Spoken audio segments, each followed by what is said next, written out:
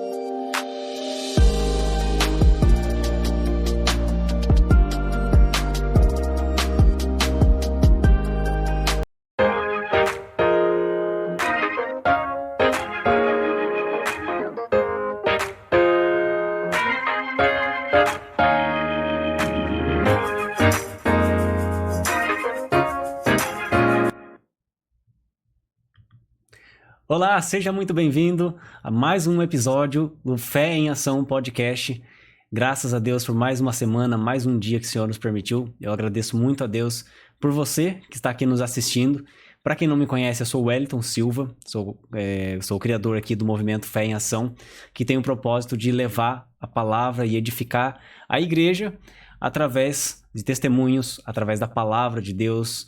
Então, por aqui, nós temos muito conteúdo, muito ensino a respeito da palavra, aquilo que Jesus nos ensinou, com o intuito de cada vez mais a gente sair da teoria do evangelho e colocar a nossa fé em ação, tá bom? Eu quero pedir para você já se inscrever no canal e ativar o sininho para receber as notificações, porque toda semana nós estamos aqui. Não são todas as semanas com o podcast, mas toda segunda-feira agora nós estamos aqui com um devocional, todas as segundas-feiras, às 7h30 da manhã. Às 7h30 da manhã. Então, não deixe de se inscrever, porque tem sido muito abençoador o que Deus tem feito, as coisas que Deus tem trazido para nós, né? Aquilo que Deus tem colocado no nosso caminho. Então, não deixe de se inscrever, tá bom? Nós chegamos já ultrapassamos, aliás, os 200 inscritos no canal e estamos muito felizes em poder ter você aqui. Então, não são apenas números, são 200 pessoas nos acompanhando, 200 pessoas sendo edificadas através da palavra de Deus. Então, se inscreva aí e, principalmente, se esse conteúdo faz sentido para você, compartilha. Se edifica a sua vida, eu sempre falo isso, se edifica você, pode também edificar outras pessoas. Então, compartilha o link nos grupos da família, nos grupos da igreja e bora espalhar fé e bora colocar a nossa fé em ação. Também siga as redes sociais, porque lá todos os dias, aqui não são todos os dias no YouTube, lá são todos os dias nós estamos com conteúdos que tem sido bênção também. Nós temos feito uma série trazido uma série de assuntos falando a respeito. Essa semana nós falamos a respeito da identidade. Semana passada nós falamos a respeito de outro assunto e assim sucessivamente a gente vai trazendo assuntos pertinentes ao reino de Deus para que a igreja seja edificada, para que a igreja nunca se esqueça da fé que nós recebemos do Senhor Jesus. Então, siga as redes sociais também, beleza? Bom, hoje o meu convidado é um convidado bastante especial. Eu estava esperando um tempo, né? A gente estava tentando aí marcar. Hoje deu certo. A maioria dos convidados tem os seus muitos compromissos e a gente entende, mas hoje eu quero receber aqui o Fábio. Seja bem-vindo, Fábio. Paz do Senhor a todos. Uma alegria muito grande poder fazer parte desse movimento Fé em Ação e de alguma forma contribuir para que essa fé se espalhe, né, e alcance cada vez mais e mais pessoas. Bora para mais um. Legal, muito bom. Seja bem-vindo. Muito obrigado. Fábio, eu sempre começo, né, perguntando sobre como que tá as coisas hoje, né? Sim. Como que tá a vida hoje, porque a gente chega até falando, né, a respeito da obra, o quanto que tem sido, né, o quanto que a gente faz, está sempre presente e tal. E como que tá hoje? O que você tem feito na obra de Deus, na vida pessoal também, se quiser compartilhar? Então, vamos lá. Então, na vida pessoal, né? Eu trabalho numa concessionária de veículos, na Fiat Viviane, já fazem 10 anos, né, que eu trabalho lá. E na vida ministerial hoje eu estou como líder de jovens ali na Assembleia de Deus, no Ministério de Madureira, a Debras, sob a coordenação do pastor Roberto Arruda, bispo Samuel Ferreira. Estou servindo ali como líder de jovens nesse exato momento e algumas vezes auxiliando ali o nosso vice-pastor-presidente, né, o pastor Renan, com o ministério de aula na Faculdade Teológica da ETAD. Legal, muito bom. E, bom, a gente sempre fala, né, que filho de crente não é crentinho, e eu nem sei se você é filho de crente, né? Então a gente começa por aí, né? Como que começou a sua jornada com Jesus, né? Porque em algum momento esse encontro ele é necessário, né? Sim. Inclusive eu estava falando com os jovens ontem, um personagem da Bíblia que eu me identifico muito é com Moisés, né? Moisés, ele teve três períodos na vida dele, né? Dividido em 3 períodos de 40 anos. Foram 40 anos no Egito, que a gente chama de mundo, 40 anos sendo discipulado pelo seu sogro Jetro e depois 40 anos, né, num particular com Deus, servindo ministerialmente. E eu me identifico muito com ele porque eu não nasci na igreja evangélica, né? Eu me converti com aproximadamente 22 anos. Então, de lá para cá, sendo moldado, discipulado, para que hoje pudesse estar exercendo cargos de liderança dentro da igreja. Então, eu não nasci num lar evangélico, não tive esse privilégio, né? Não tive essa graça de nascer num lar evangélico. Na minha família, sou só eu, né? Por enquanto, ainda, né? O pessoal ainda não chegou, mas está a caminho, eu creio que está a caminho. E é isso. E quantos anos que você se converteu? 22. 22 anos. 22 anos, mais ou menos. Foi um processo bem, bem doloroso, foi numa época de uma ferida muito grande, né? Eu namorava uma moça que era crente, né? E ela era de outra cidade, né? E nós namoramos desde os 15 anos. Namoramos, né? Comecei a namorar muito cedo. A gente namorou desde os 15, foi até os 21. Com 21 a gente ficou noivo. E aí a gente resolveu construir, né? Para se casar. E nesse período de construção, auge da construção, auge da dívida, todas essas coisas, ela conheceu um outro rapaz. Me traiu com esse rapaz e foi embora para São Paulo. E eu fiquei com a casa, com a dívida, com as coisas para pagar. E foi aí que, lá no trabalho, alguns irmãos que já são crentes, né, começaram a falar de Jesus para mim no serviço, né? Vira aquela tristeza que a gente tava. O que aconteceu, né? Por que você tá assim? Você é um cara sempre alegre. Aí você conta, né? Não, mas isso Deus permitiu porque tem um propósito na sua vida, né? Não é o fim, pode ser o começo. E foram falando de Cristo pra gente. Até que um dia eu cheguei em casa e minha mãe falou assim, ó, eu ouvi um programa de rádio da Igreja Fonte da Vida, né, Bispo Jairo Tardivo, era ali na 13 antigamente, e o programa de rádio chamava Toque de Vida. Ela ouviu a mensagem, o convite para o culto e ela foi. Foi na tarde da bênção, né, numa quarta-feira. Aí eu cheguei em casa do serviço, ela me chamou no canto, falou que conversou com o pastor, contou meu caso, tudo. E o pastor falou, pede para ele vir à noite aqui que eu quero orar por ele, né, quero fazer uma oração por ele e tal. E aí eu fui. Fui, nunca mais saí. Então a minha conversão foi nesse período, né? E a sua mãe, ela se converteu também? Não, ou não? Ela só foi um instrumento de Deus para me levar. Olha só. Né? Aí eu fui, eu permaneci e ela, assim, frequentou, né, a tarde da bênção durante um período e tal, mas depois ela não permaneceu e eu permaneci. E tô até hoje. Então me converti com 22 anos, num processo de dor. Sabe aquela frase que a turma fala? Ou você vem pelo amor, ou você vem pela dor. No meu caso, foi a dor.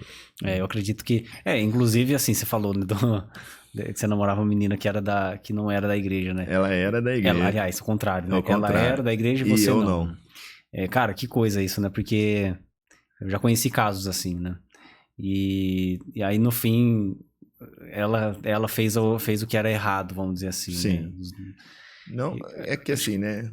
Vamos falar assim, ela fez, mas na verdade, assim, no processo eu também fiz. Entendi. Entendeu? Certo. Então, assim, nada mais justo do que a gente colocar as coisas. Eu não conhecia a verdade, entendeu? Ela conhecia. Então, assim, nesse período, se eu falar para você que eu também não fiz coisas erradas, eu fiz várias, né? Não poucas, né?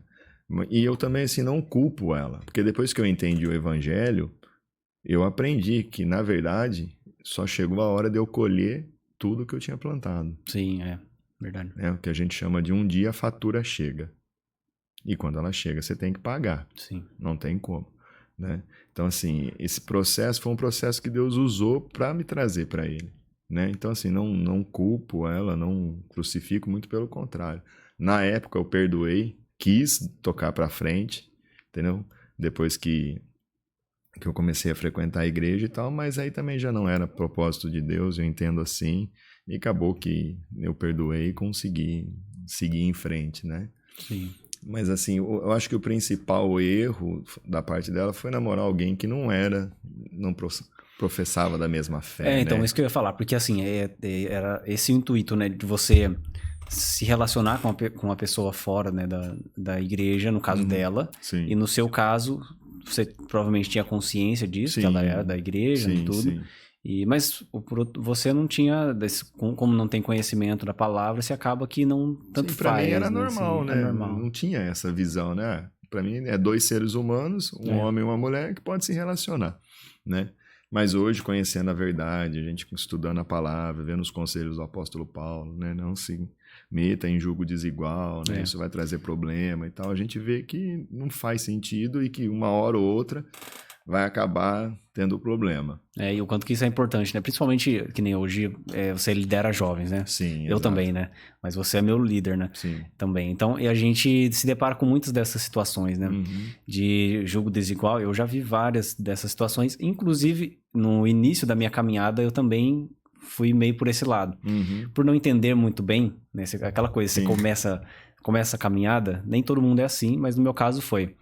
Eu comecei a caminhada, mas eu não tinha sido liberto mesmo, não tinha passado por aquele... Foi muito foi muito... Processo, um processo, né? Não foi de repente, como acontece com muitos jovens, né? Com muitas pessoas. Isso por falta de entendimento, né? E quantas vezes eu já me deparei depois, quando eu comecei a me estruturar, hoje como líder de jovens, eu me deparei com várias dessas situações, né?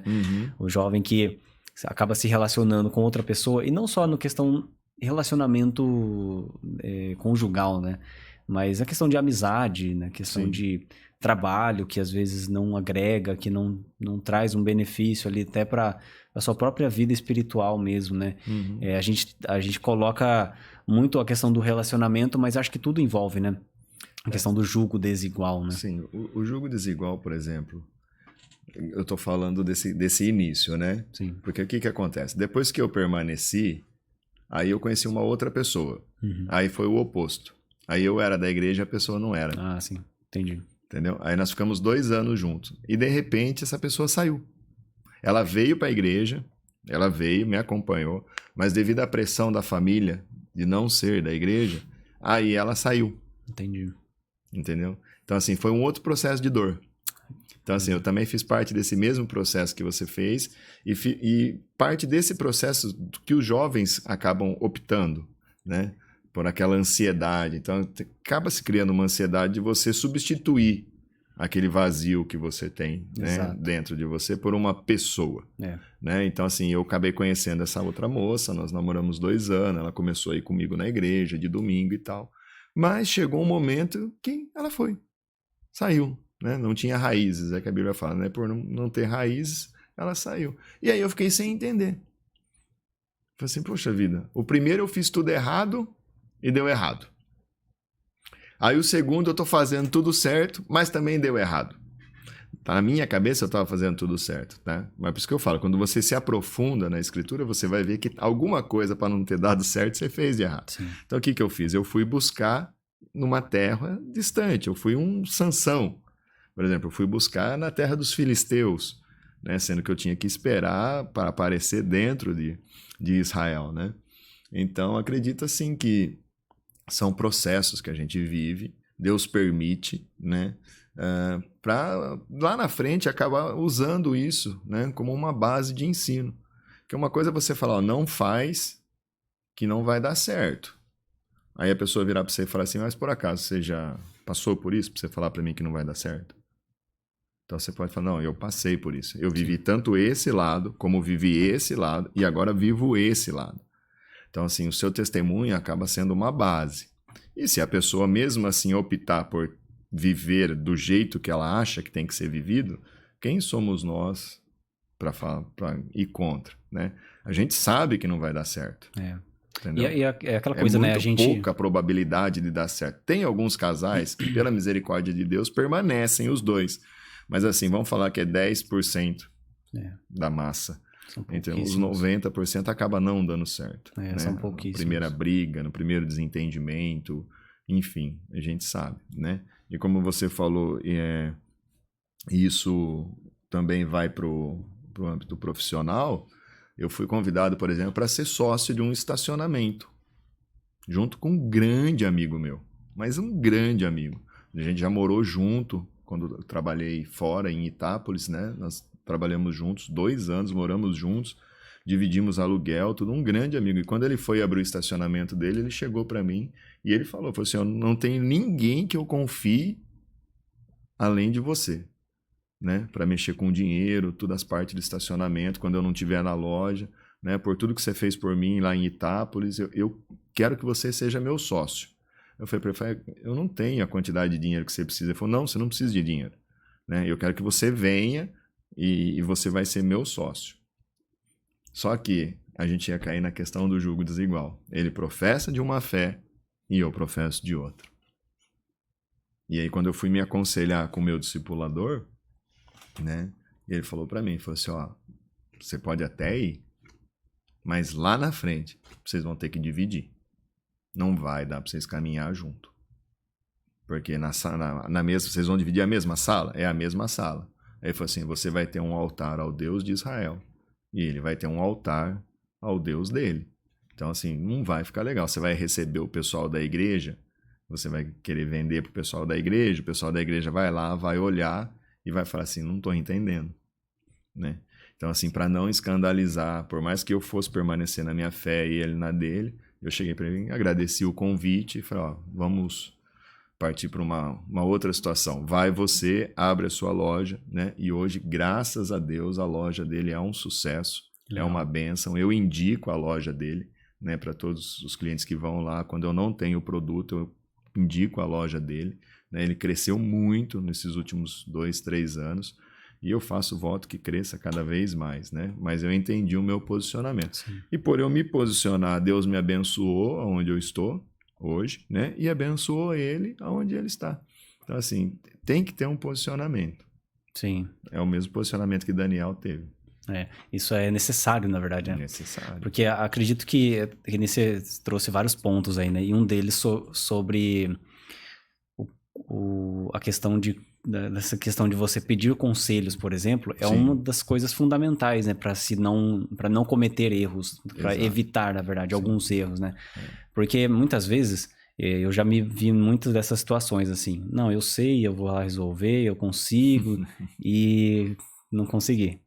Porque não funciona assim, né? Eu sempre tive essa mente aberta, né? E isso não é mérito meu, porque eu fui treinado assim, né? Como eu falei para você, dos períodos da vida de Moisés, os 40 anos no mundo, depois os 40 anos na casa de Jetro, eu tive um pastor que me discipulou, que abria a porta da casa dele no sábado à noite para receber os jovens, pelo menos a cada 15 dias, né? Que é o pastor Cláudio Rimoldi e a pastora Márcia Rimoldi, de São Bernardo. Hoje eles estão, que era da Fonte da Vida, onde eu me converti, hoje eles fazem parte da comunidade cristã, né, da família. Então, eles abriram a porta da casa deles, então a gente tinha esse discipulado, né? Eu lembro que a gente era em 12, mais ou menos, 12, acho que é 12 ou 10, né? Eram sempre em casais. E ali a gente conversava, abria o coração, né? Falava das dificuldades, ele ensinava a Bíblia pra gente. Então, assim, toda vez depois que eu tinha uma demanda e eu não tinha uma direção da parte de Deus clara, eu ligava para ele, e até hoje eu faço, né? Então, quando eu assumi o departamento de jovens, a primeira coisa que eu fiz foi ligar para ele. Então, eu passei 1 hora com ele. Por quê? Porque ele também já foi líder de jovens da Batista. Ele sabe como que é, né? Então, eu conversei 1 hora com ele. Eu tenho uma demanda, eu tenho um problema que eu não consigo resolver, eu mando uma mensagem para ele, eu converso com ele, né? Hoje, eu faço muito isso com o pastor Renan, da nossa igreja. Eu falo, Renan, está acontecendo isso, isso, isso, o que você acha? Né? Então, assim, não é feio você falar assim, eu não consigo resolver. Pelo contrário. Muito pelo contrário. É mais fácil, né, você buscar. A Bíblia fala que na reunião dos conselheiros se encontra sabedoria. Para que eu vou querer resolver tudo sozinho? Né? Que eu vou querer ser o Superman espiritual? Não faz sentido. Então, assim, o princípio de mentoria, ele é muito importante. É você, ó, eu não sei como fazer. Como é que eu resolvo isso? Como é que eu saio disso para isso? Né? Então, eu louvo a Deus pela vida do meu discipulador, né, o pastor Cláudio, e ele tá lá. Se eu mandar uma mensagem para ele agora, pegar o celular, mandar uma mensagem ou ligar, ele vai me atender. Ó, ele me chama de filho. Fala, filho, o que está acontecendo? Fala, está acontecendo isso, isso, isso. Faz assim, assim, assado. Quando eu casei, ele me deu um conselho que foi primordial. Eu tinha um carro, né, de um valor bom, ia começar a vida de casado, né? A minha esposa, a Michele, não estava empregada ainda, ela veio de outra cidade. Ele falou para mim, falou assim, ó, primeiro de tudo, você não vai morar com seu pai. Você vai alugar uma casa. Você vai começar a vida morando vocês dois, tá? Aí eu falei, mas se eu alugar a casa vai ficar apertado, porque eu já pago o carro. Quanto é que você paga do carro? Eu pago X do carro. Eu falei assim, então você vai vender o carro, você vai pagar as contas do casamento, depois você vai financiar um outro carro mais barato, que faça caber no seu orçamento a parcela do carro, a parcela da casa, a comida, o sustento da sua esposa, né? Para até Deus abrir uma porta de emprego para ela. E eu fiz exatamente o que ele falou. Eu voltei da lua de mel com o carro. Quando nós voltamos da lua de mel, a primeira coisa que eu fiz foi vender o carro, pagar todas as contas do casamento e nós financiamos um outro carro. E eu lembro, acho que eu já até comentei com você isso num particular, nessa época sobrava R$120 para a gente passar o mês. Sabe? Comprava tudo que tinha que comprar para casa, dizimava, fazia tudo, sobrava R$120. A gente tinha vontade de comer um lanche, comprava um hambúrguer e dividia no meio. O começo do nosso casamento foi assim. A gente dividia e tomava aquela refeição com alegria, por mais escassez que fosse. Mas era um tempo de Deus para nós. Deus estava nos ensinando que, assim, se você é fiel no pouco, Deus consegue te colocar sobre o muito. Mas a partir do momento que você não é fiel no pouco, jamais Deus vai confiar ao muito. Então, assim, a gente comprava um hambúrguer e cortava no meio, mas literalmente no meio. E quando ficava a parte maior de um lado e do outro, assim, eu passava para ela e comia menor, sabe? Então, assim, foi um tempo muito, muito, muito precioso.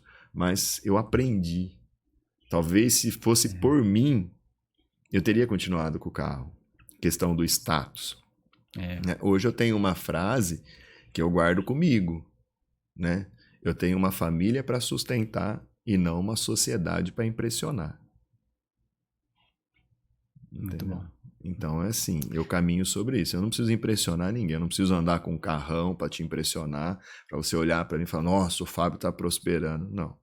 Hoje eu vou andar com um carro que eu acho que vai ser suficiente para minha casa e vou ter uma vida equilibrada em todos os sentidos, né? Mas tudo isso foi aprendido, eu não nasci sabendo isso. Por isso que é importante você ter uma mentoria, um discipulador, né? Você ter alguém que você possa chamar no WhatsApp e abrir o coração sem a pessoa te julgar. Então, você cometeu um erro, sem a pessoa falar, pô, você pisou na bola, hein, meu? Pô, tanto tempo assim de crente, você dá uma dessa? Não. Se eu chamar ele e falar, pai, pisei na bola, me ajuda aí, me aconselha e tal, ele não vai me apedrejar. Ele fala, ó, faz assim, assim, assim agora. Mas espera que pode acontecer que venha isso, isso e isso, tá? Então, assim, o pastor Cláudio foi uma bênção na minha vida, é até hoje, e espero que continue por muitos anos. Ah, muito bom. Eu acho que aí, esse é o ponto, né? Que você falou, eu aprendi, né? Sim. Isso aí é uma das maiores lições de Deus para nós, porque eu olho para o apóstolo Paulo, por exemplo, na Bíblia, e no Evangelho tudo é um aprendizado. Sim. Quando o apóstolo Paulo ele diz, né, eu posso todas as coisas naquele que me fortalece. Antes disso ele diz, eu aprendi a me contentar com tudo. Eu passei por tudo isso, eu aprendi a me contentar e passar por todas essas situações. Sim. Eu posso todas as coisas naquele que me fortalece. Né? Se eu não me engano, isso está na carta aos Filipenses, né? Filipenses. Que é conhecida como a Carta da Alegria, na teologia, escrita de dentro de uma prisão. Carta da Alegria. É a Carta da Alegria, porque é onde a palavra alegria mais aparece. Só que pouca gente sabe que ela foi escrita dentro de uma prisão sobre algemas. Para você ver que o seu corpo pode estar preso. Mas a sua alma, se ela estiver em Cristo, ela é eternamente livre. Por isso que a Bíblia fala, para a liberdade foi que eu vos libertei. Então você pode estar preso, ao mesmo tempo ser livre. Ser feliz preso, ser feliz no pouco, ser feliz no muito. Né? Por quê? Porque tem aquela parte do ser humano que não é preenchida por bens. Por mais que a nossa alma queira. Né? Tem um lugar aqui que não é preenchido por isso. Tem um lugar aqui que é preenchido pela presença dele.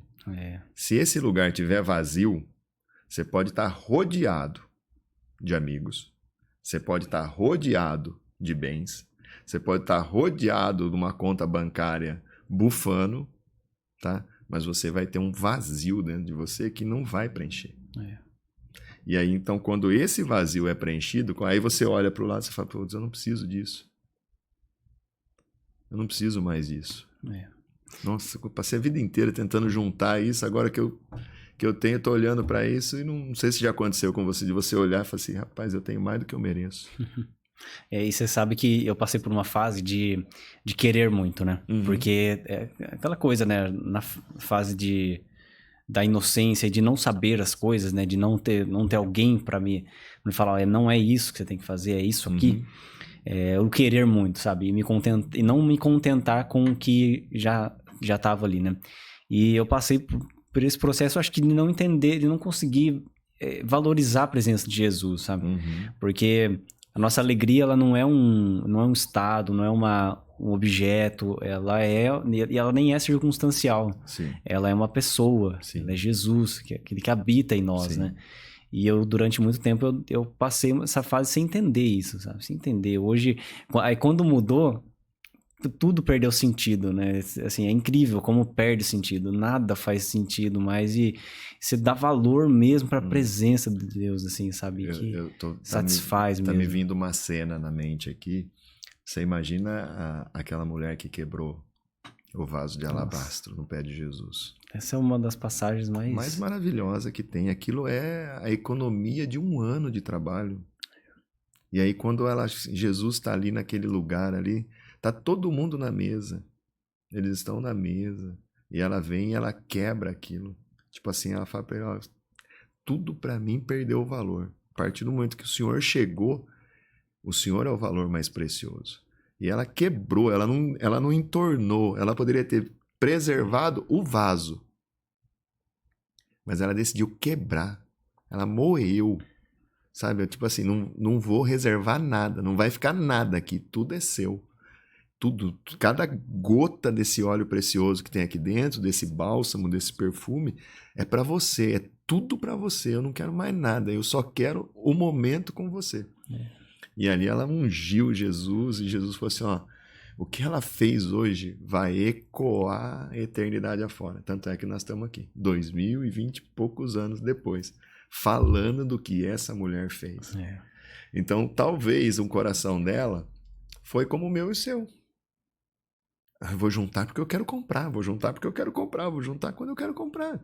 Não faz sentido, ela não... Como que ela conseguiu aquilo? Ela juntou para comprar, então ela trabalhou para comprar. Mas quando Jesus chegou na vida dela, mudou, a chave virou.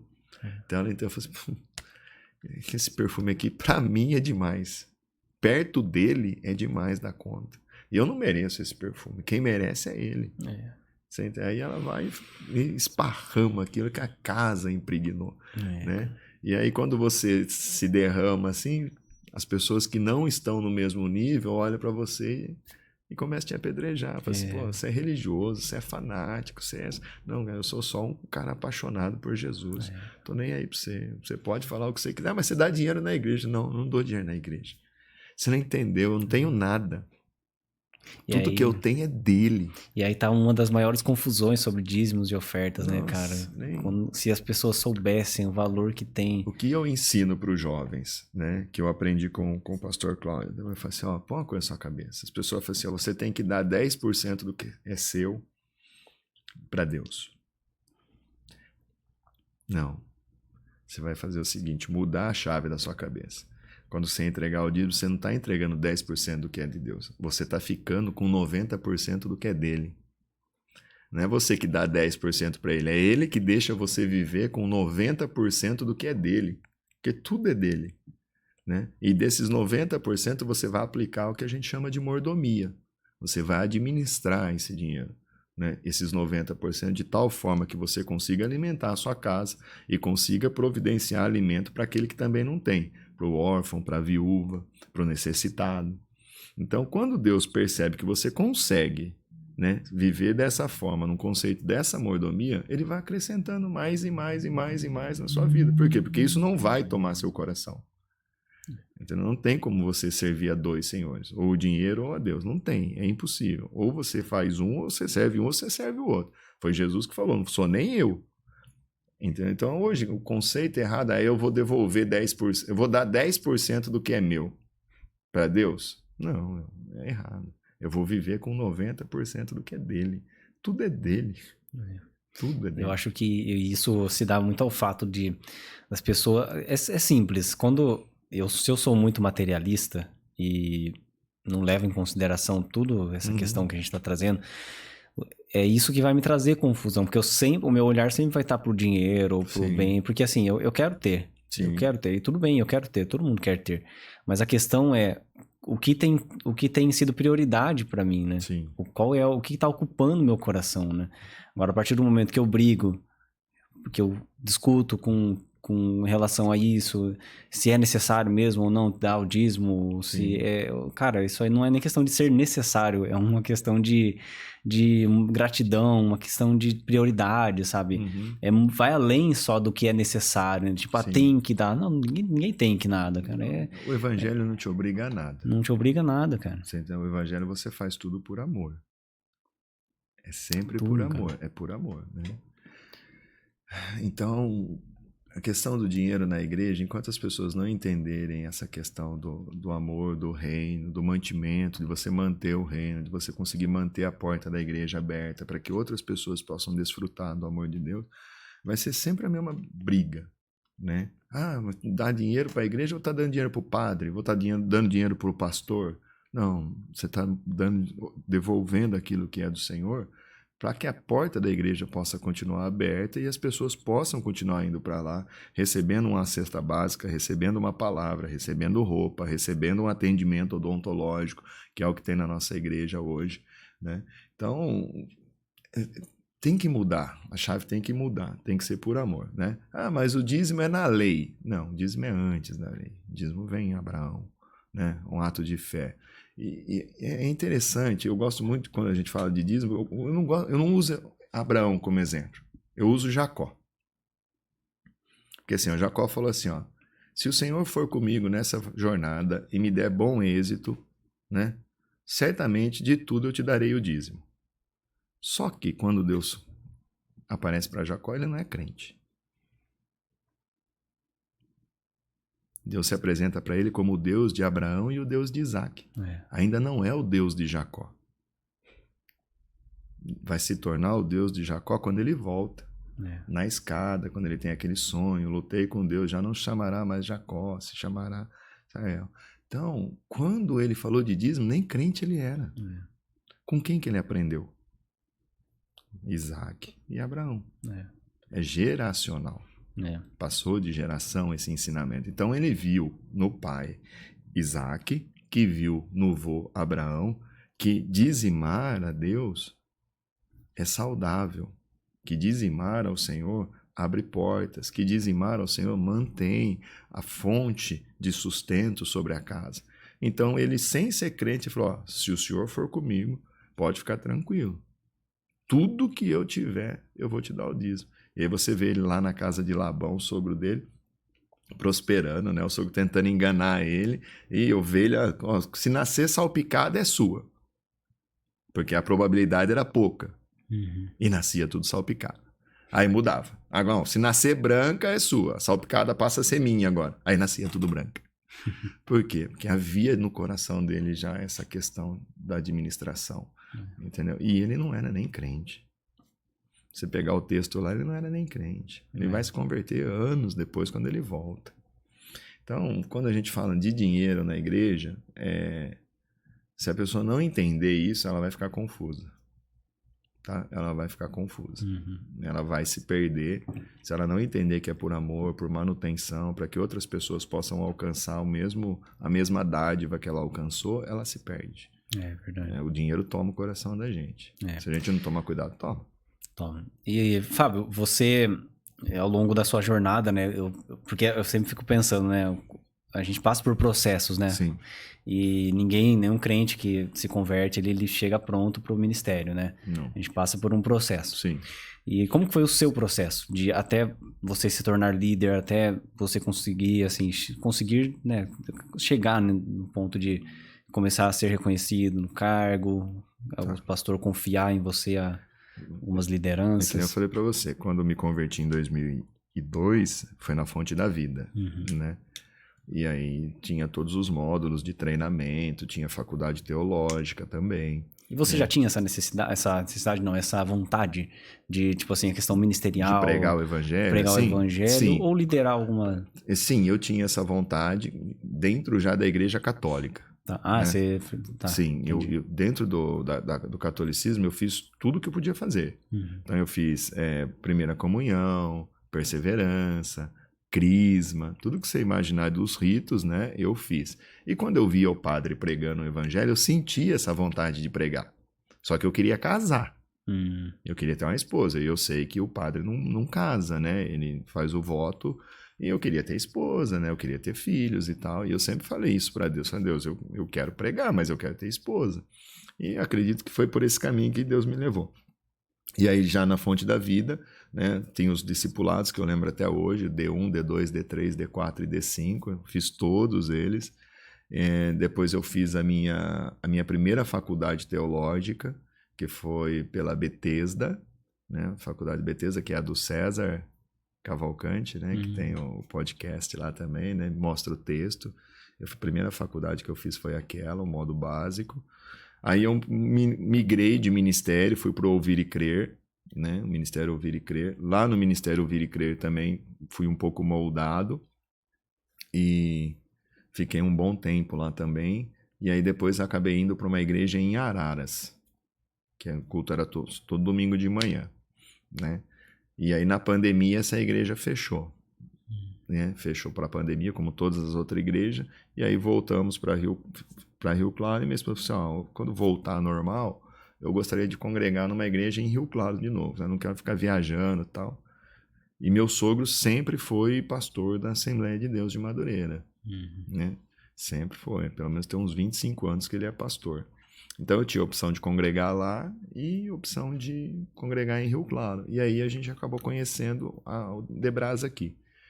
E aí quando a gente chegou na Debras, estava acabando de voltar da pandemia e tudo, eu cheguei só para cultuar, sabe? Não cheguei para exercer ministério nenhum, né? Começamos a cultuar. A primeira coisa que eu fiz foi me inscrever na faculdade teológica que tem ali, né? Que era do Ceifa. E até então você não tinha liderado nenhum departamento, assim, né? Que eu me recorde, só o projeto social da igreja do Ouvir e Crer, Tá. né? Que eu cuidava do projeto social, que era o projeto de rua, que a gente saía para evangelizar e entregar comida, todas essas coisas, né? Foi a única coisa que eu liderei. E depois eu cheguei ali na Debras, comecei a fazer a segunda faculdade teológica, e fiquei ali à disposição do pastor, né, para trabalhar no diaconato, olhar os carros. E fui ficando ali até que o pastor me chamou um dia, falou: estamos com uma necessidade, precisamos de alguém para assumir o departamento de varões, né? Aí eu assumi o departamento de varões, fiquei 2 anos, né, no departamento de varões, fazendo a teologia, 2 anos no departamento de varões. Aí o pastor Renan implementou a faculdade da ETAD também, então a gente começou a trabalhar com 2 frentes teológicas dentro da igreja, a ETAD e o Ceifa, né? Então eu estudava no Ceifa e comecei a ficar de suplente com o professor do pastor Renan. Então quando ele não podia, eu ia lá e atendia, né, a demanda da aula. E trabalhando como líder de varões. E agora, no final do ano 2025 para 2026, que o pastor Roberto convidou a gente para ser líder de jovens, né, para assumir. Então, exercer cargo de liderança mesmo, trabalhar com pessoas, foi aqui agora, na Debras, nesses anos que a gente está na Debras. E como que foi esse momento? Porque assim, eu acredito que todo mundo tem a sua primeira vez para tudo, Sim. né? Como que foi para você? Porque eu acredito que tem os seus desafios, né? O nosso ministério é grande, Sim. tem uma série de demandas, né? Uhum. Como que foi o início, primeiro, né, dos varões, né?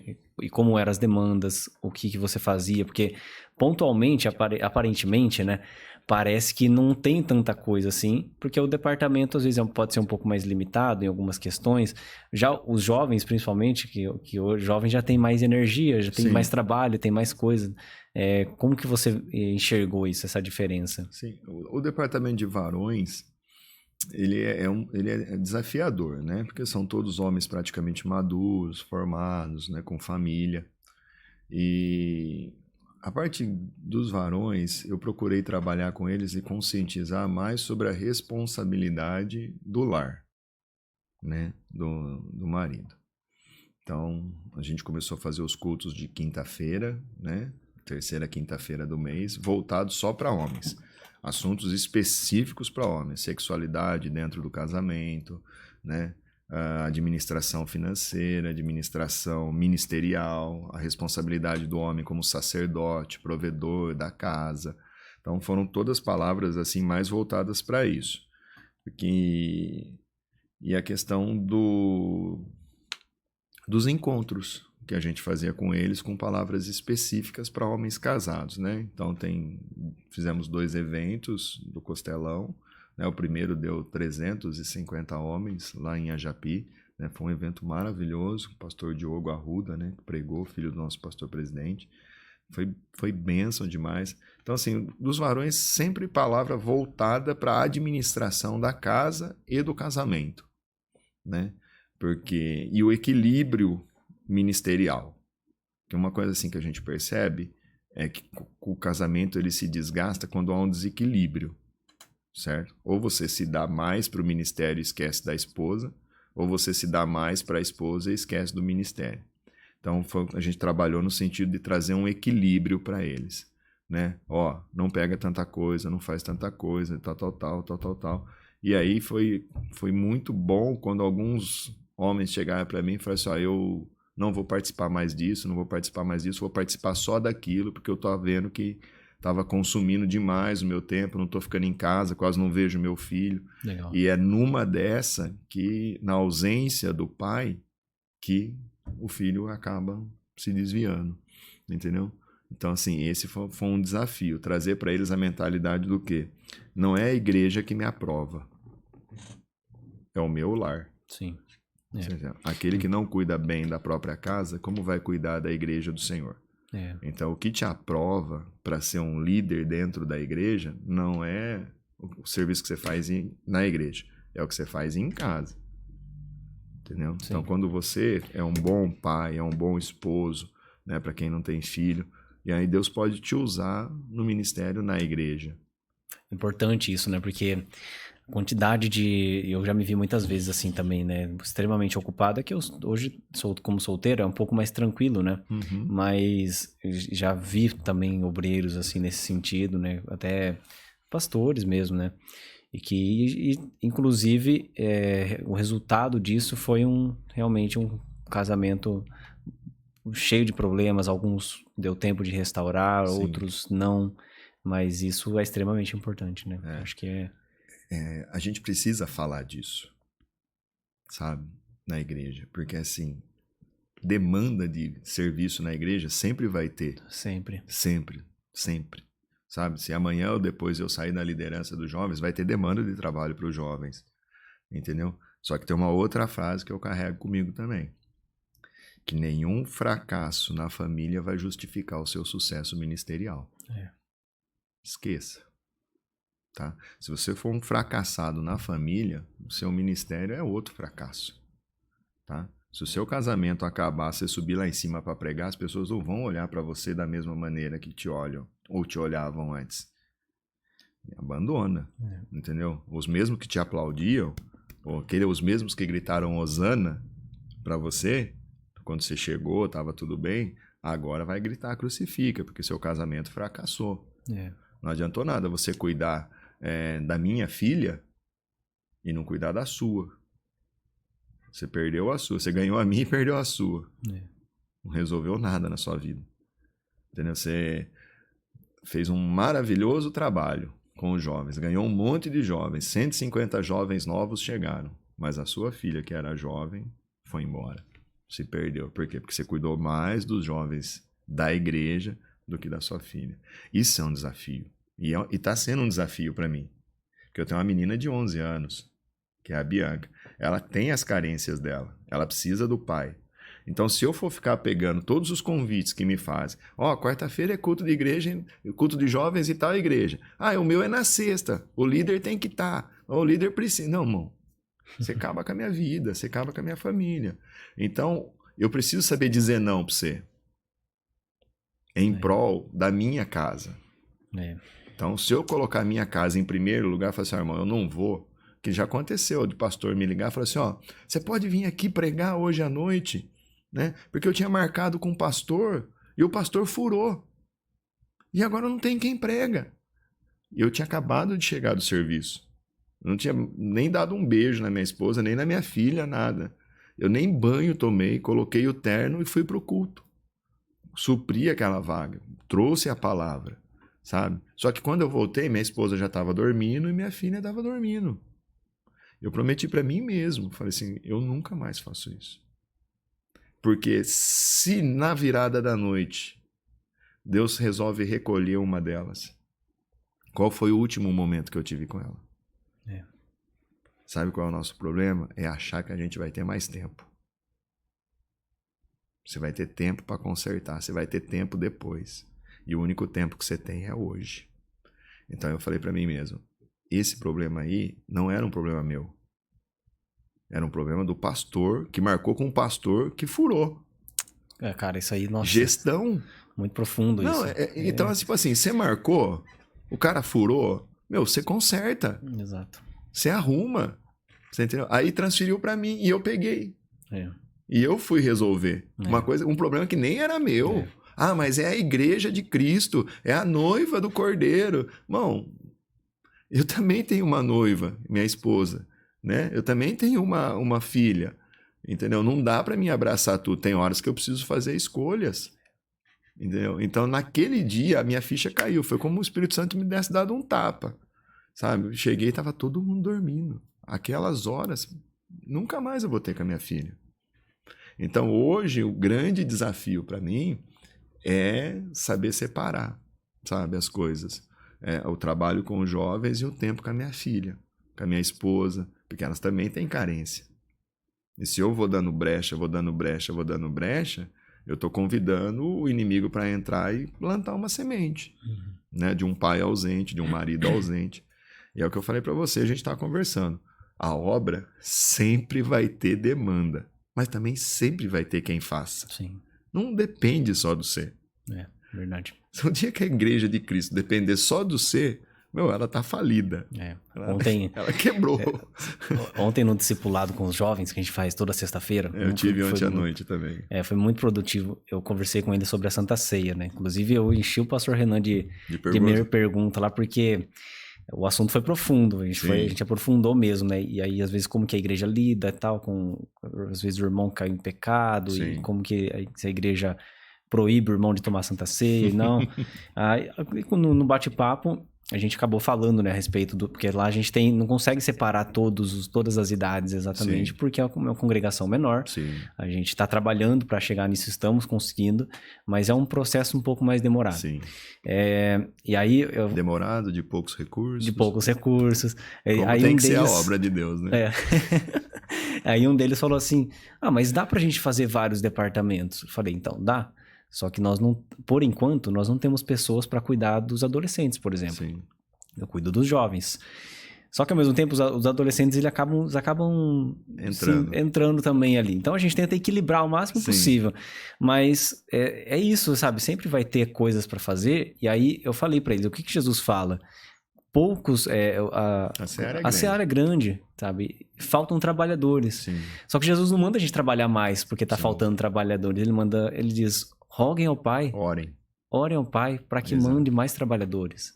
Sabe? E essa deve ser a oração da igreja, né? Essa deve ser a forma como nós, quanto líderes, como pastores, muitas vezes, devemos lidar, né? Porque sempre vai ter demanda. Legal, mas o fato de ter as demandas e eu vou sempre fazer tudo, não, eu posso convocar, né? É por isso que numa das conversas que a gente teve no particular, né? Que o pessoal não sabe, mas a gente conversa muito no particular, né? Sempre que a gente se encontra. Eu falei para você, eu falei assim, o líder, ele tem que gerar novos líderes. Se ele fracassar nisso, entendeu? A obra lá na frente, ela vai ter problemas. Você tem que deixar um sucessor. Senão a obra fica sempre dependente de você. E não é isso que é a visão. Entendeu? A visão é, eu ganho, eu discipulo e eu envio. É isso. Então, se a gente falhar no discipular, né, no preparar alguém para ficar no nosso lugar... Você entendeu? Quando chegar a época da gente sair e alguém assumir, essa pessoa vai querer abraçar tudo. E aí ela pode ter um prejuízo dentro da casa dela, um prejuízo irreversível. Eu tenho amigos que abrem o coração comigo, né? Que falam assim, rapaz, eu me arrependo tanto. Nossa, eu pregava em congresso, pregava de segunda a segunda. Ele fala assim, rapaz, ganhei tanta alma para Jesus. Ele vai deixar de ser galardoado por isso? Não. No céu ele vai ter a recompensa disso, desse trabalhar dele, entendeu? Só que ele tem uma tristeza no coração dele. E que tristeza é? O filho dele não quer saber de igreja. Cara, isso aí é um dos maiores perigos, cara. Por quê? Porque o pai viveu 7 dias da semana dentro da igreja, viajando, pregando o evangelho. Você entendeu? Então, para quem estava de fora vendo, olha o pregador fulano de tal. Né? Agenda, aí coloca lá a agenda, né? Você pega Instagram, o pregador coloca lá, né? Agenda do mês. Tal lugar, tal lugar, tal lugar, tal lugar, tal lugar. Nenhum deles você vê colocar assim, minha casa, minha casa, minha casa, minha casa. Por quê? Porque isso não traz status. Isso não impressiona a sociedade. E as pessoas estão tentando viver de impressionar. Querem impressionar a sociedade. Então eu vou colocar lá que eu tenho agenda todo mês de maio que vai entrar, a agenda já está fechada. Oh, glória a Deus. Sua agenda está fechada, maravilha. tá? Nessa agenda sua aí, tem espaço para sua esposa, tem espaço para seu filho? Porque se não tiver, é a agenda do homem, não é a agenda de Deus. É só a agenda do homem. A agenda de Deus, a prioridade da agenda de Deus é a sua casa, é a sua família, tá? Depois você vem. Por isso que o apóstolo Paulo fala assim, ó, o casado cuida de como agradar a esposa. O solteiro da obra do Senhor. Percebe a mentalidade do apóstolo? Então, o que a gente faz? Que é casado, a gente que é casado, você que está a 2 passos do casamento aí. 2 não, você está a 4 passos, né? Estamos indo para maio, você vai casar em setembro, você está a 4 passos do casamento. Quando você casar, você vai ter que definir prioridades. E uma das prioridades sua vai ser a sua esposa. Vai ter que ser ela. Entendeu? Inclusive, a gente estava conversando ontem sobre isso. Mas você sabe que quando a gente fala de inversão de valores, a gente olha para a sociedade em geral, e a gente, principalmente olhando para fora, né? Para política, muitas vezes, a gente bate muito nessa tecla, a igreja, né? Sim. Bate muito nessa tecla em relação à inversão de valores, mas muitas vezes, cara, a nossa. Dentro do nosso contexto religioso, cristão ali, a gente está invertendo valores sem perceber, né? E o valor que eu digo é o oposto, né? A família é a base do que sustenta a igreja. Sim. A família é a base que sustenta a sociedade. E se a gente não cuidar da família, por isso que a gente fala de cuidar da família, e o diabo, ele não tá nem pouco preocupado se a gente está discutindo se a parede da minha igreja tem que ser preta ou branca, ou rosa, ou qualquer outra cor. O diabo está preocupado em destruir famílias, destruir jovens e adolescentes na mentalidade deles, para que esse jovem futuramente, quando ele crescer, ele seja uma pessoa corrompida, uma pessoa que não tem valores, não tem princípios, não sabe o que quer da vida, não tem identidade. E quando a gente fala de inversão, eu penso muito sobre isso, né? Inversão de valores. Muitas vezes a gente inverte valores sem perceber dentro da... E é rápido para você fazer isso. Para você inverter valores. Por quê? Porque é aquilo que a gente estava falando, né? Você pregar no púlpito da igreja, né? Te joga no YouTube, né? Te joga no Instagram, a sua aparência, a sua fisionomia vai se tornando conhecida, né?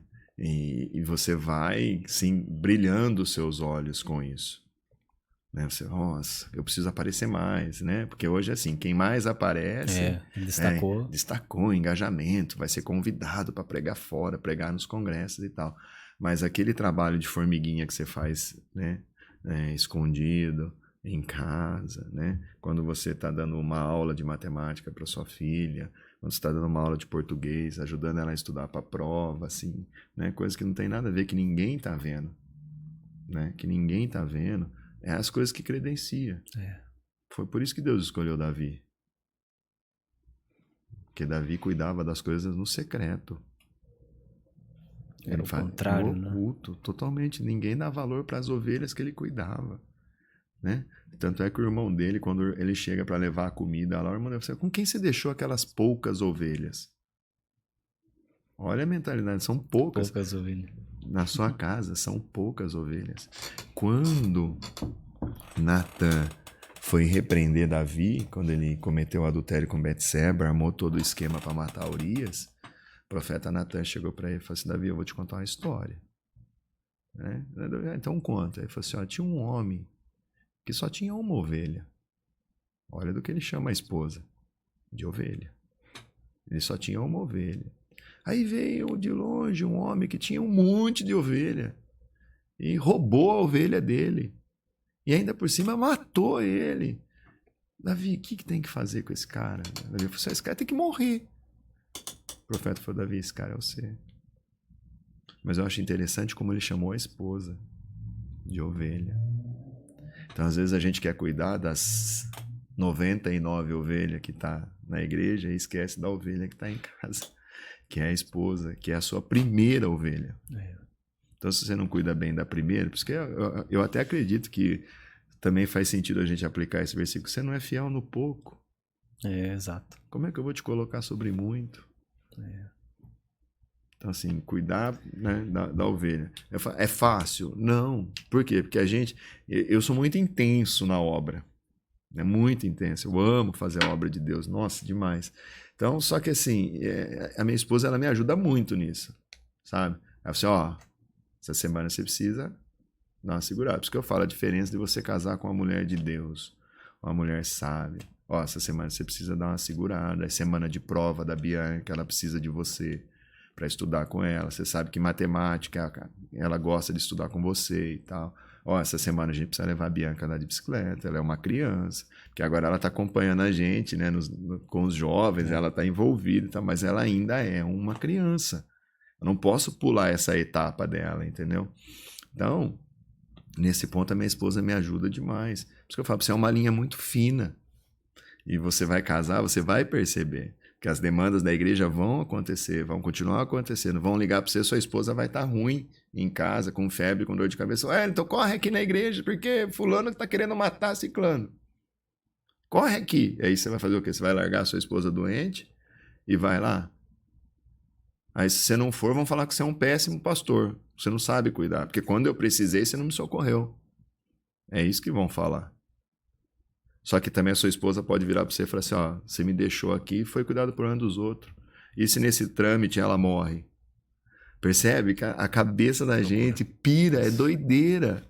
Então, assim, definir prioridades vai te ajudar muito. Você vai ter que socorrer um casamento. Cara, mas por que você vai ter que socorrer o casamento do fulano? Você vai ter que deixar o seu para socorrer o dele. Porque ele não cuidou bem do dele. Se ele tivesse cuidado bem do dele, você não ia estar precisando socorrer. Percebe? Então, assim, ele criou um problema dentro da casa dele e agora você tem que apagar o problema.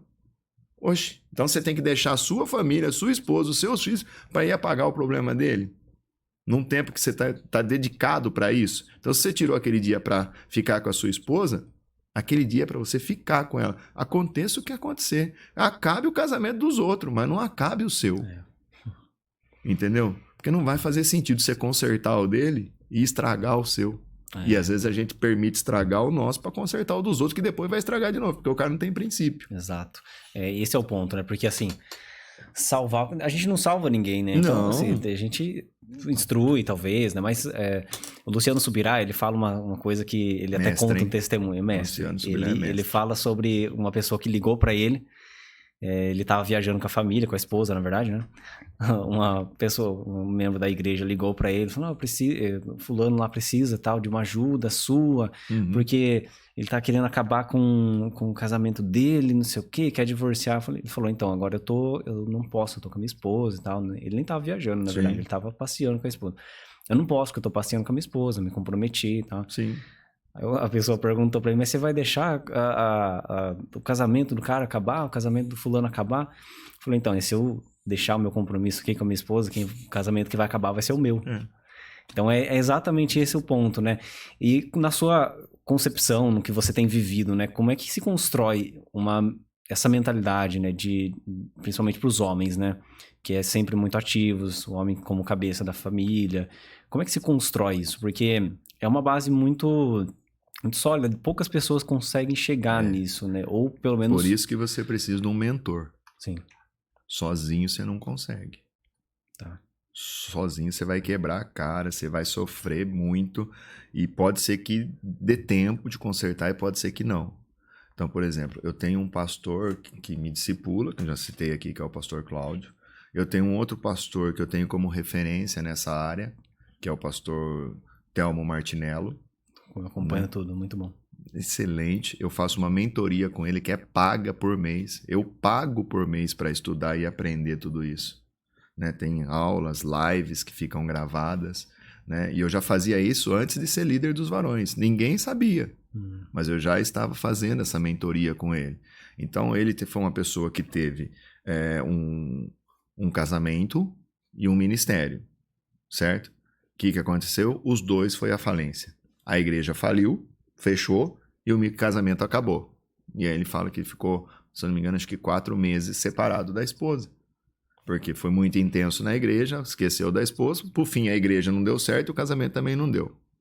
Aí, né, com a ajuda de outros pastores, ele cita lá, né, o apóstolo Luiz Hermínio, do Ministério Mevan, que é um mestre também acompanho, sigo.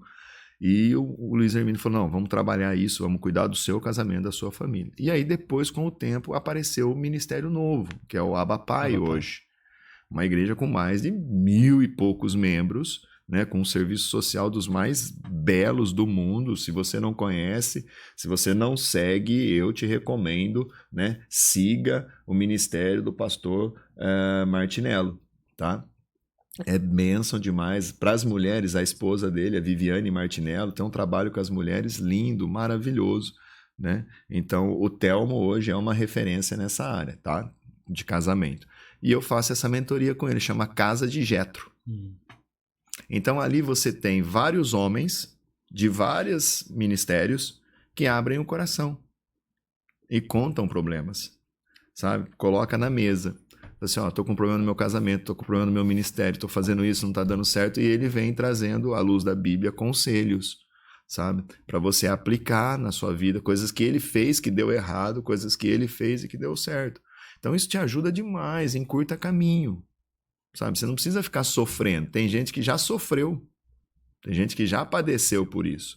Então, hoje, quando a gente fala de equilíbrio, de você se equilibrar, você precisa de alguém. Sozinho ninguém consegue, entendeu? Então, um conselho hoje é procura alguém que você consiga olhar para ele e ver assim, eu vejo Jesus na vida desse cara, sabe? Eu vejo Jesus na vida da esposa dele, eu vejo uma família bem ajustada, né? Alguém que eu possa olhar e que eu possa seguir como uma referência e que eu possa tomar conselho, alguém acessível, não aquela pessoa que você não consegue acessar. Sabe? Alguém que eu possa acessar, que eu possa tirar dúvida, que eu possa perguntar, que eu possa me relacionar. Como é que você conseguiu chegar nisso? Aí ele vai te ensinar, eu fiz isso, isso, isso. O que você cortou para fazer isso? Olha, eu cortei isso, cortei aquilo, tive que fazer escolhas. Ajuda muito. Então hoje, essa mentalidade que eu tenho formada, ela não é uma mentalidade antiga, formada há muito tempo, é uma mentalidade formada de 3 anos. De alguém que vem aprendendo mentoria a mentoria, aula após aula, errando, acertando, errando e acertando, sabe? Mas com alguém, sempre com alguém apontando o caminho. Que foi o que João Batista fez, alguém que aponte o caminho. Então, hoje, o que eu estou trabalhando com os jovens, né? Trazendo agora para os jovens, eu estou apontando o caminho para eles, sabe? Fala, ó, vai por aqui. Faz assim, voltando naquele início da nossa conversa, não se relacione aqui, se relacione aqui, dê preferência para isso aqui tem tudo para dar certo, isso aqui tem tudo para dar errado. Então assim, apontando caminhos. A escolha final sempre vai ser deles, tá? Mas mesmo que eles escolham e errem, eu sempre vou estar aqui. Só vai e faz assim. Se por acaso você fizer de outra maneira e der errado, volta, a gente corrige, se você estiver disposto a corrigir. Entendeu? Mas é sempre com mentoria. Legal. A mentoria, ela é fundamental. Fundamental. Muito bom. O bate-papo tá bom demais. Tá Bora. bem legal. Até a hora que você quiser. E como que, assim, você já mencionou um pouco, né, a respeito dos jovens, né? Como que você lidou e qual que era o cenário, né, assim, em relação aos jovens? O que você precisava lidar?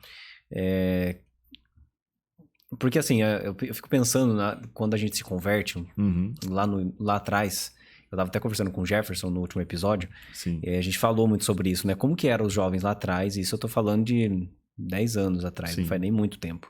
10 anos atrás. E como que é hoje, a gente vê um contraste muito grande, o quanto que é diferente as gerações, o quanto que mudou a forma da gente lidar, ou a forma como as pessoas lidam hoje, né, com seus próprios sentimentos, as próprias emoções, como que os jovens são influenciados, né? Como que você lida com isso hoje? O que você deixaria até de conselho, né, em relação à juventude? Como que você tem lidado? Como que tem sido o seu trabalho em relação ao cenário que a gente tem hoje? Tá, vamos lá. Hoje nós estamos vivendo um período que a gente chama de período de muitas vozes.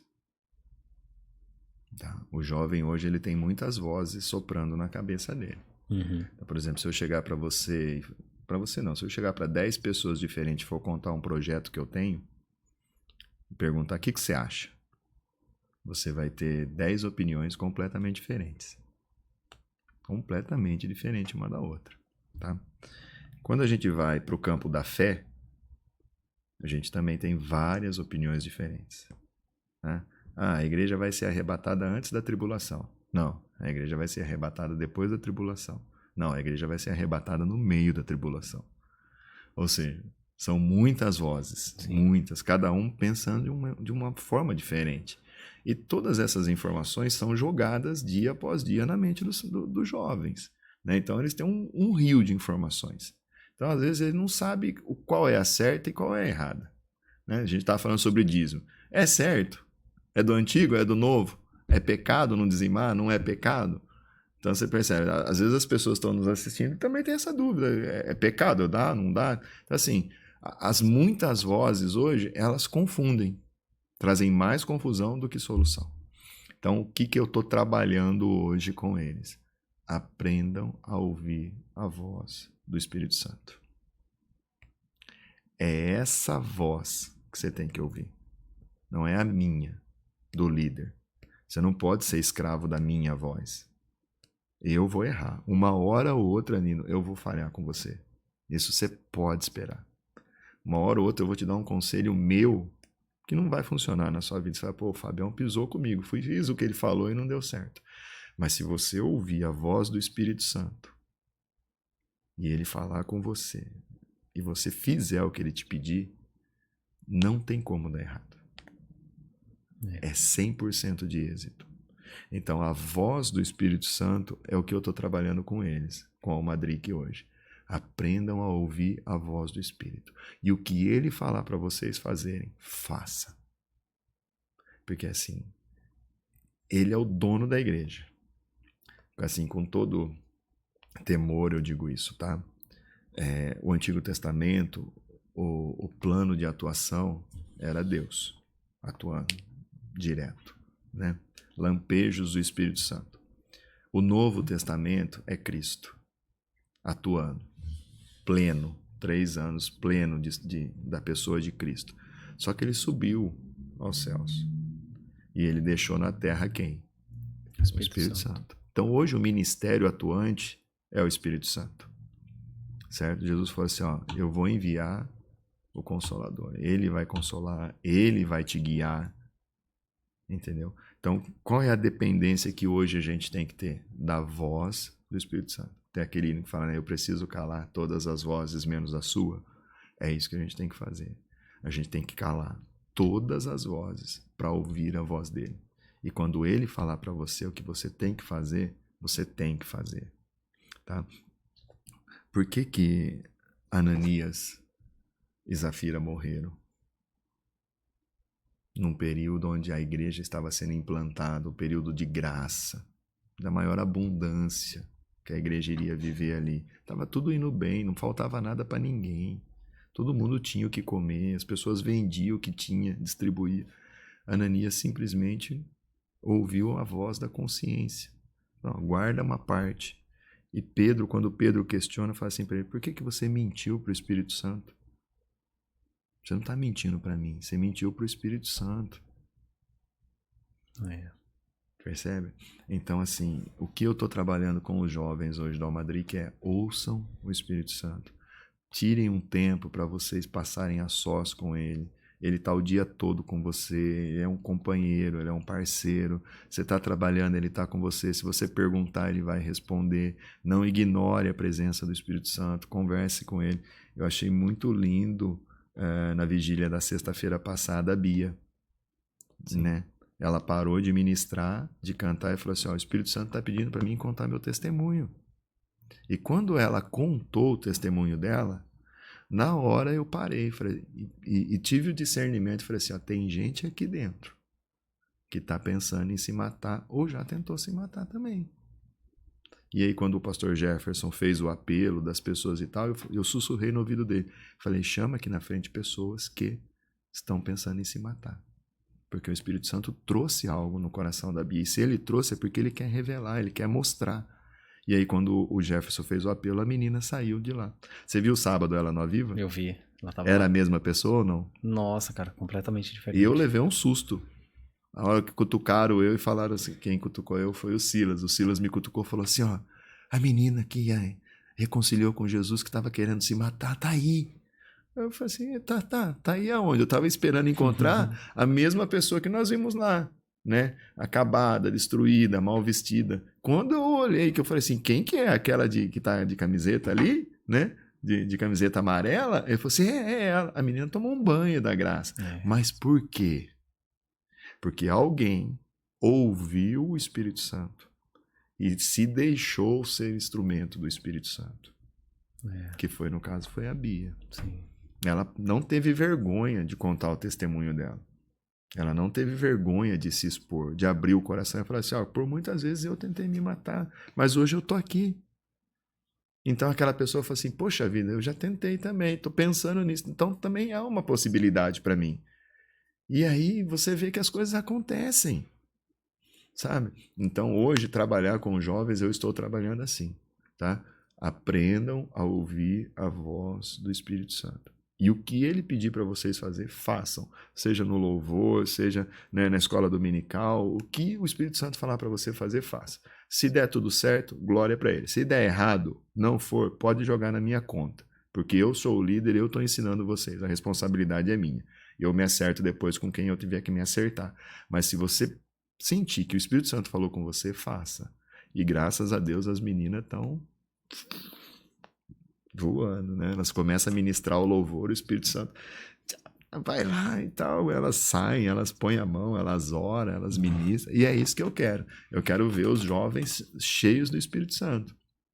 Se os jovens for cheio do Espírito Santo, a liderança for cheia do Espírito Santo, a hora que a gente estiver ali em cima, aquilo desce para baixo da nave, né? Aquilo desce, as pessoas são impactadas e as coisas acontecem. Né? É uma igreja cheia do Espírito Santo, não tem nada que pode parar, né? Não. Assim, não existe barreiras, né? Não. Porque é 100% o Espírito Santo agindo, né? Sim. Hoje o ministério é do Espírito Santo. Se você negligenciar isso, você vai ter uma igreja, você corre o risco de ter uma igreja cheia de gente vazias de Deus. Às vezes é preferível você ter uma igreja pequena, pessoas cheias, porque a qualquer momento pode acontecer de Deus e a igreja encher. Tá? É o que eu falo. O crescimento, você está trabalhando para crescer o Madrid? Não. Você está trabalhando para o Madrid crescer, ter 1000 jovens? Não. Essa não é minha responsabilidade. Eu não estou ali para fazer crescer. Isso aí não é minha responsabilidade. O crescimento quem dá é Deus, né? Eu plantei, Apolo regou, mas o crescimento vem de Deus. Então, assim, eu estou ali trabalhando para que todos que estão envolvidos com os jovens sejam cheios do Espírito Santo. Então, qual que é a função? Eu estou ajustando. É aquilo que Efésios fala, né? O Efésios 4, eu acho que fala que o corpo bem ajustado, mediante, né, o auxílio de todas as juntas, ele cresce. Então, o que é a função do líder? Fazer ajustes. Tem alguma coisa errada aqui? Então vamos ajustar. Então a gente ajusta aqui, ajusta ali, ajusta lá, ajusta cá.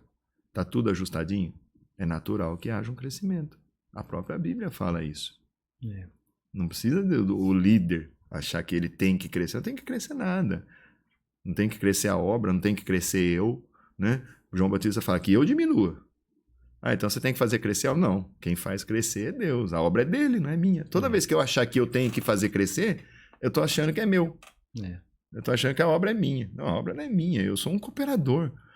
Tem eu, tem o C, tem o Júlio, né? Tem a Sara, tem a Michele, tem o Moisés, tem toda a equipe envolvida, a Vitória, porque eu tenho que fazer crescer. Não, você acha que eu vou pegar essa responsabilidade para mim? Toda vez que eu pegar essa responsabilidade, achar que eu tenho que fazer a igreja de Cristo crescer, não, eu tenho que fazer ela crescer no conhecimento. É diferente. Então eu ensino, cresça no conhecimento e cresça na graça. Crescer em volume, isso aí não é para mim. É exatamente isso, né? É o ponto da gente entender que nós somos a ferramenta, né?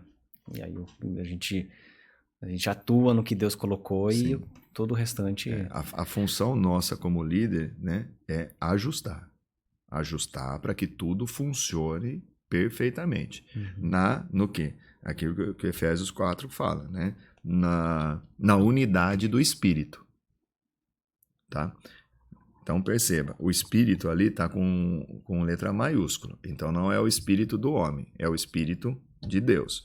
Então assim, para que tudo flua na unidade do espírito, é que a gente faz ajustes. Agora, se a unidade é do espírito, então significa que até o convívio bom entre eu e você, quem proporciona é o Espírito Santo. Então eu tenho que cuidar para que essa unidade não seja destruída. Então, assim, a gente faz ajustes como líder. Você faz ajustes nos músicos, eu faço ajustes com você, eu faço ajustes com o Beck, né? Com o líder do Beck, ele faz ajuste com o Beck, faz ajuste com os regentes. Então, a gente vai ajustando tudo para quê? Para que a unidade que foi gerada pelo Espírito Santo permaneça. Quando essa unidade ela está funcionando perfeitamente, está tudo fluindo bem, o corpo está ajustado, a tendência é ele crescer. Naturalmente. Natural. Eu não preciso ficar noite sem dormir pensando em técnicas infalíveis para crescer. Nossa, como é que eu vou crescer ao Madrid? Como é que eu vou sair de 100 para 500? Não, me poupa. Se eu não vou dormir, eu não vou ter vida. Você entendeu? Eu não vou ter vida se eu ficar pensando nisso. Então, o que eu tenho que fazer como líder? Ajustes. Eu vou ajustando. O que estava errado? Isso aqui estava errado. Isso aqui estava errado. Então tá bom, então vamos ajustar isso aqui.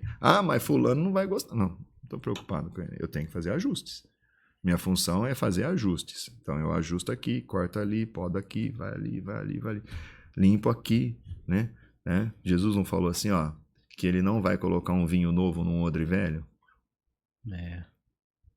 Você vai ter que... Só vem vinho novo se o odre for novo. Senão você perde os dois. Então sempre a gente vai estar trabalhando para quê?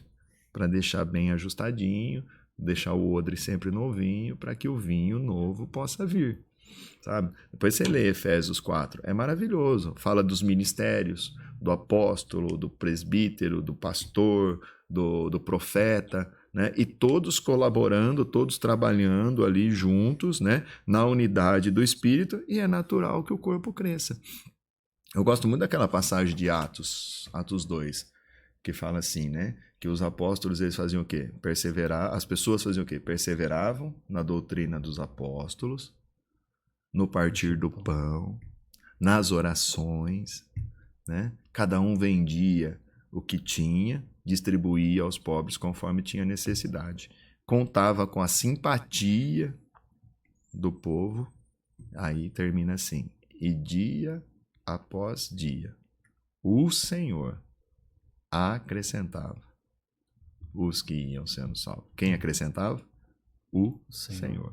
Então eu só cuido, duas coisas eu tenho que cuidar, para que o corpo esteja bem ajustado e para que a unidade do Espírito Santo não se desfaça. Porque a partir do momento que essa unidade se desfizer e o corpo estiver desajustado, não tem crescimento. Para que crescer? Está uma bagunça.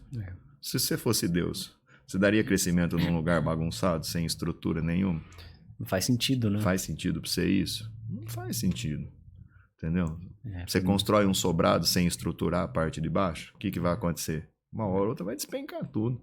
Então, se a gente que é tolo, né, com o temor da palavra, a gente sabe pensar essas coisas, você imagina Deus. Né? Então, os ajustes precisam ser feitos. Quando tem esse ajuste... Então, por isso que eu comentei até com você outro dia, eu falei assim, as coisas estão acontecendo, né?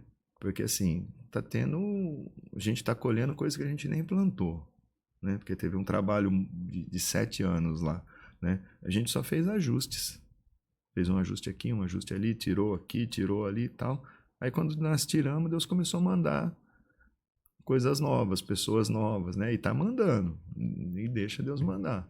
Aí agora eu e você como líder, a gente tem que cuidar para que a unidade do Espírito Santo permaneça. A partir do momento que você vê alguém que está trabalhando contra essa unidade, a gente tem que fazer ajuste. A gente tem que chegar e falar assim, amigão, sinto muito, mas... mas tadinho. Não, eu sou, como líder, eu e você somos responsáveis por preservar a unidade do Espírito. Efésios capítulo 4. Pode ler lá para você ver. Muito bom. A responsabilidade é nossa. Benção, hein? Bom, estamos chegando aos finalmente. Já passamos um bom tempo aí, acho que é um dos episódios mais longos. Sério? Aqui não vejo passar a hora. Não, mas é legal porque esse bate-papo, assim, a gente não tem diariamente, né? Então, eu acho que é importante a gente falar sobre isso, a gente discorrer sobre esses assuntos, porque a igreja precisa ser edificada. Sim. A igreja, há uma necessidade na igreja. Sim. Senão eu tenho certeza que nós não estaríamos aqui. Eu não estaria aqui. Então, eu acredito que até o Fé em Ação, podcast, nasceu de uma necessidade Sim. que Deus colocou no meu coração. Então, a gente precisa falar, trazer esses assuntos que a gente, por costume, a gente não fala no dia a dia.